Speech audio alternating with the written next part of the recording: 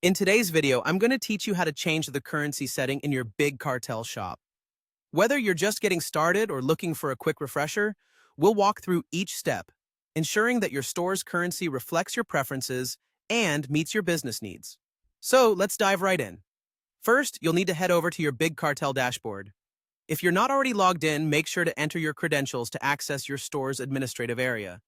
This is where you manage all aspects of your shop, from products and orders to designs and settings.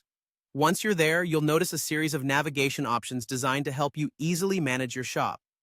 Next, locate and click on the Account button, which you'll find at the top of the page. Think of this as the central hub for all things relating to your store's account settings, including billing information, store name, and other key details. Clicking this button will take you to a page filled with all sorts of account-related options. In this section, you're going to want to find the option that says Edit Your Shop Info. It's usually right there in the middle of the screen. This option is crucial for when you need to update anything from your store's name to its operational details. Clicking on it is going to bring up a pop-up window, which is packed with settings you can adjust to fine-tune your shop. Now, within this pop-up, you're going to want to look for the Currency section. This section is pivotal because it determines the type of currency your buyers will see when shopping in your store. If you're selling internationally, choosing the right currency could facilitate smoother transactions and create a better experience for your customers. When you find the currency field, click on it.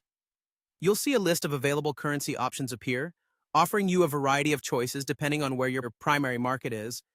Carefully look through the options and select the currency that best aligns with your target audience and business strategy. After choosing your preferred currency, ensure to click the Save button below.